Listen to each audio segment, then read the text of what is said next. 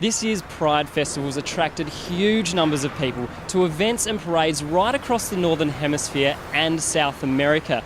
The festival came about to commemorate the anniversary of the 1969 Stonewall riots in New York and has just wrapped up for another year of celebrating LGBTI diversity. Celebrations in the US were boosted this year due to a historic ruling for gay rights. The Supreme Court struck down the Defence of Marriage Act and effectively legalised gay marriage in California. In a 4-5 ruling, the Supreme Court found that Section 3 of DOMA, the Defence of Marriage Act, which provides an exclusively heterosexual federal definition of marriage and spouse, was unconstitutional because it deprives people of equal liberty before the law.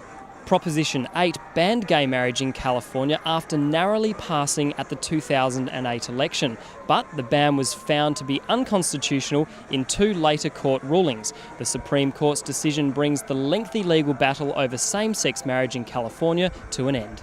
By rightly restoring the constitutional rights to civil marriage for same-sex couples in California, this long-awaited ruling sends a clear message to all Americans that equal protection under the law has once again triumphed over discrimination.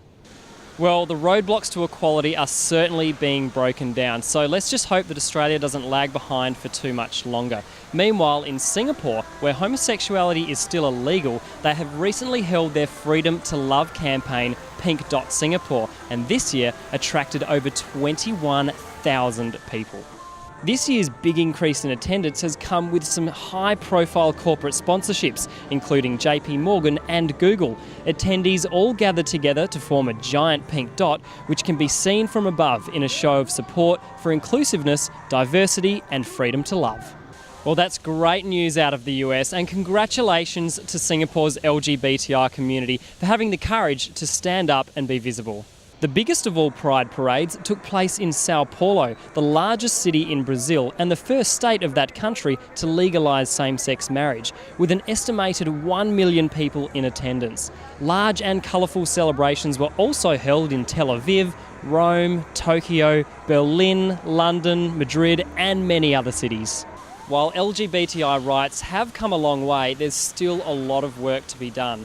Just look to places in Eastern Europe like Russia, where they've enacted laws that ban people from saying anything positive about homosexuality in public, effectively making any gay pride parade or public protest punishable by jail. We need to help our brothers and sisters in places like this so they can live lives free from discrimination. I'm Josh Phillipps for Inside Out.